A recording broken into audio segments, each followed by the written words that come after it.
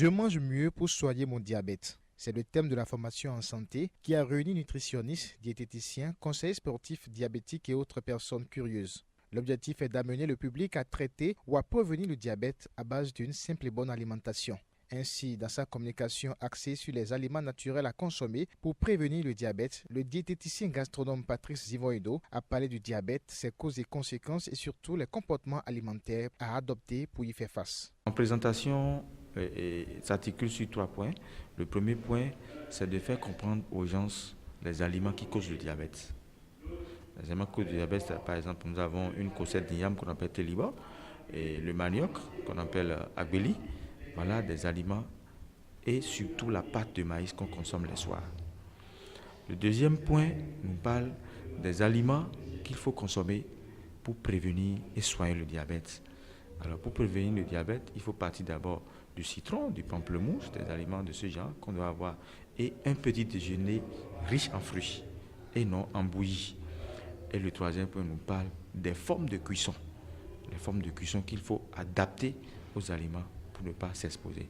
Pour l'expert en nutrition, une mauvaise alimentation, surtout à base de sucre, ajoutée à une monotonie culinaire, peut conduire facilement à cette maladie qui fait beaucoup de ravages dans notre pays. D'où son rôle d'informer et de conseiller pour un changement de comportement. En 2020, on aura un faible taux en diabète. C'est ça mon objectif. Donc on se bat pour informer la population sur le comportement alimentaire à tenir, les types d'aliments qu'il faut prendre, en collaboration avec le médicament prescrit par le diabétologue pour avoir un bon résultat. Il faut combattre énergiquement cette situation parce qu'il y a beaucoup de malades, de diabétiques au pays à cause de mauvaise alimentation.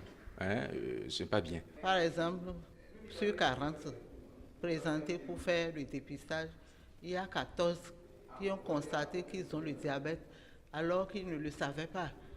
Donc nous sommes là, nous vivons tant que nous pouvons avec nos régimes alimentaires qui font que le sucre monte, le taux de sucre monte dans notre sang sans qu'on ne le sache.